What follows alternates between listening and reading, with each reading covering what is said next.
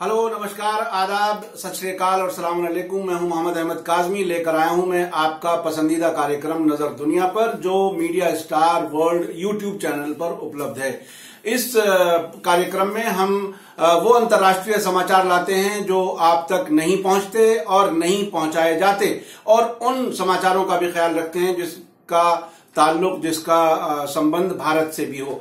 तो आज की दो बड़ी खबरें मैं लेकर के आया हूं।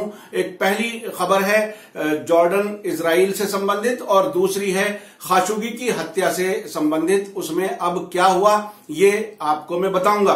जॉर्डन के शाह अब्दुल्ला सेकंड, यानी दूसरे जो शाह अब्दुल्ला हैं, उन्होंने कल ट्वीट करके घोषणा की है, जो बहुत बड़ी घोषणा है इस पूरे क्षेत्र में।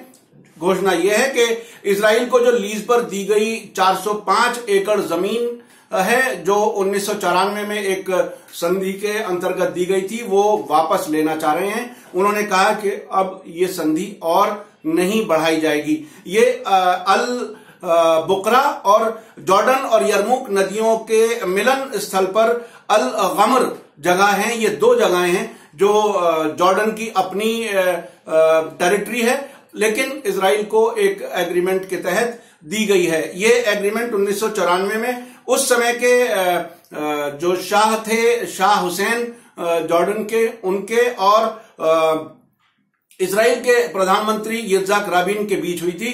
और यह संधि ऐसी थी जिसमें कहा गया था कि ये 25 वर्ष के लिए लीज है, प्राइवेट ओनरशिप है, इस पर हक, उस पर अधिकार जॉर्डन का है, लेकिन इस्तेमाल इजराइल करेगा। और इजराइल के वहां पर किसान हैं जो वहां पर कृषि करते हैं, और इस लीज को 12 महीने के नोटिस पर 25 साल पूरे होने से पहले कैंसिल की जा सकती है, नोटिस दिया जा सकता है। और इसकी जो समय सीमा है नोटिस देने की, वो 25 अक्टूबर है।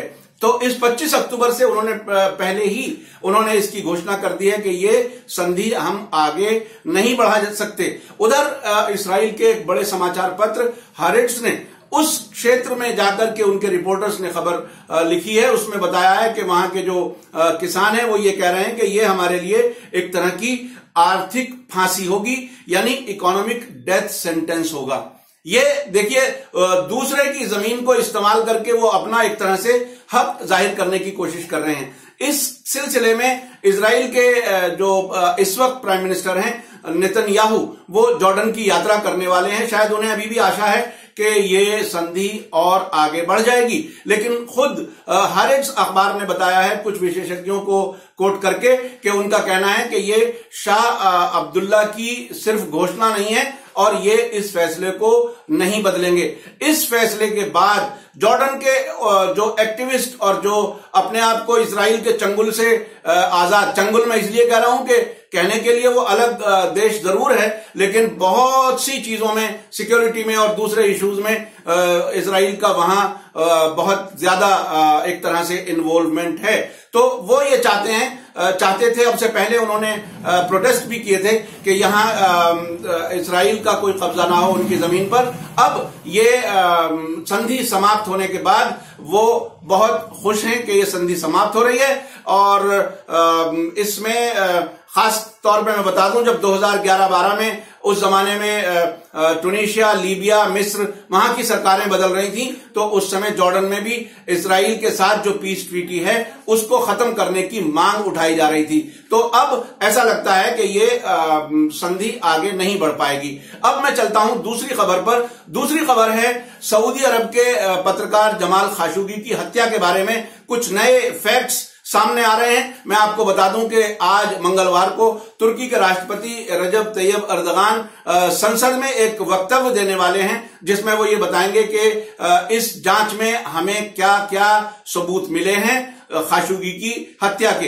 इसके अलावा जो मैं अभी जो अब तक जो खबरें सामने आ रही हैं वो मैं बताऊं कि कल तुर्की के अधिकारियों ने बताया था कि खाशोगी की जो डेड बॉडी थी उसके कुछ टुकड़े, ये नहीं मालूम कि पूरी बॉडी के टुकड़े या कुछ हिस्से, वो जो शहजादा मोहम्मद बिन सलमान है उसके गार्ड, जिनका नाम आ रहा है माहिर अब्दुल अजीज मुतरिब, वो निजी विमान से इस हत्या के तुरंत बाद चले गए थे, वो बहुत हड़बड़ाए हुए थे, जल्दी में थे और बॉडी के कुछ हिस्से चले गए। ये बात तुर्की के अधिकारियों ने कही है। दूसरी तरफ सऊदी अरब ने एक और बहुत दिलचस्प बात स्वीकार की है। उन्होंने कहा है कि हमने खाशोगी के बॉडी डबल यानी एक जैसे दिखने वाले, एक जैसी उम्र के लोग, वो मुस्तफा अल मदनी को बना करके भेजा था और जिसके बारे में अब से पहले सऊदी अरब ने बताया है कि उसकी हत्या के बाद में खाशोगी के कपड़े पहन करके एक आदमी बाहर निकला था। तो ये वही इंसान है मुस्तफा अल मदनी। वो आमतौर पर जो दूसरे 15 लोग जो थे वो यंगर एज के थे, कम उम्र के थे, लेकिन ये एक खाशोगी के उम्र के आसपास, वो 56 साल के बताए गए हैं, ये 54 साल का।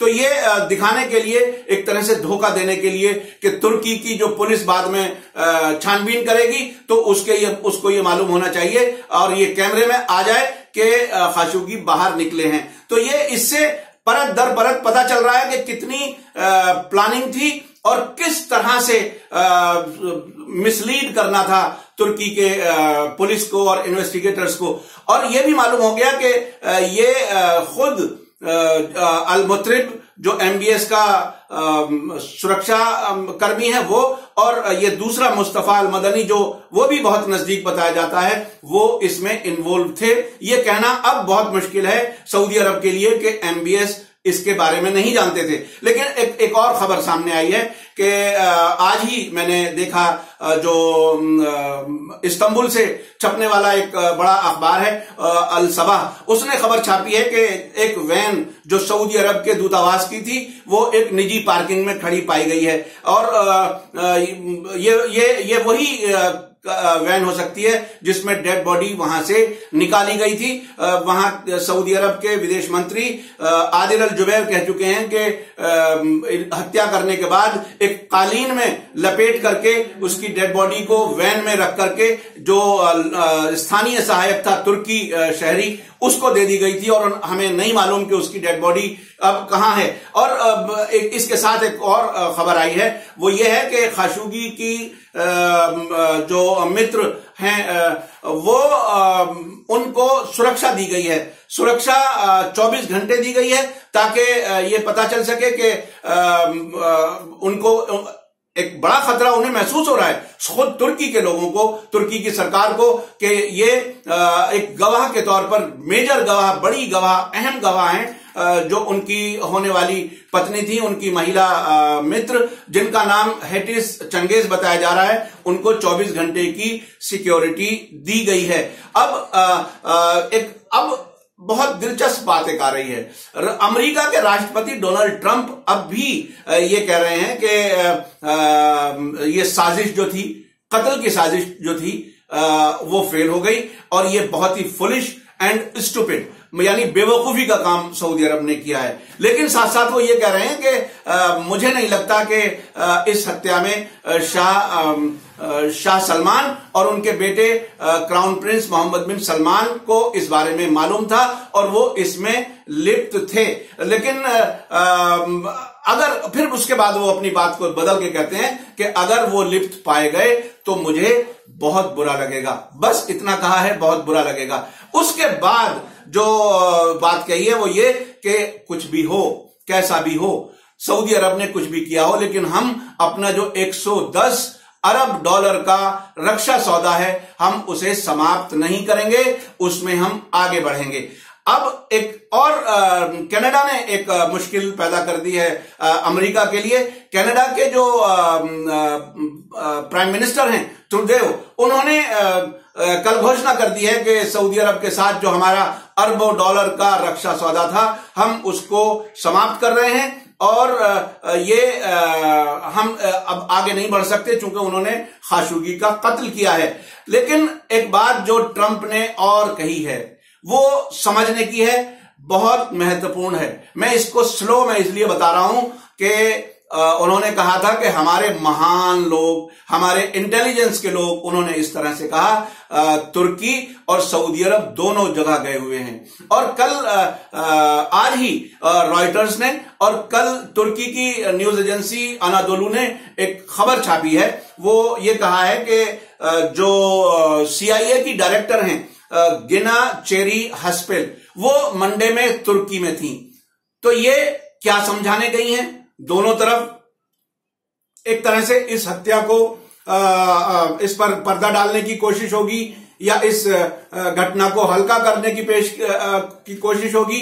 ये तो अभी आज बाद में आने वाला रजब तैयब एर्दोगान का वक्तव्य बताएगा, लेकिन ये बात जरूर महसूस हो रही है कि अमेरिका की जो CIA डायरेक्टर हैं गिना चेरी हस्पेल, वो अपने इंटरेस्ट के मुताबिक यहां की इन्वेस्टिगेशन को इन्फ्लुएंस कर सकती हैं। और खुद CIA से जब मालूम किया गया, अल जजीरा ने यह खबर लिखी है कि जब हमने मालूम किया कि यह हस्पेल की यात्रा कैसी है, तो उसके बारे में कोई भी टिप्पणी करने से इनकार कर दिया। तो सीधा सीधा मतलब है हमारा कारोबार चलता रहे, कहीं किसी का कत्ल हो, कुछ भी हो, हमारे हथियार बिकते रहने चाहिए। आपको यह कार्यक्रम कैसा लगा नजर दुनिया पर जरूर कमेंट में लिखिए। और आप अगर अब तक आपने सब्सक्राइब नहीं किया है तो वीडियो के नीचे लाल रंग में जो सब्सक्राइब लिखा है उसे क्लिक कीजिए और उसके तुरंत बाद एक घंटी नजर आएगी, उसको भी क्लिक कीजिए, तो आपको हर नई वीडियो की सूचना तुरंत मिलेगी। और आप इस कार्यक्रम को इंस्टाग्राम, व्हाट्सएप और फेसबुक पर भी फॉलो कर सकते हैं। मैं इसी के साथ लेता हूं आज्ञा, आपसे लेता हूं इजाजत। धन्यवाद, शुक्रिया। जय भारत, जय हिंद।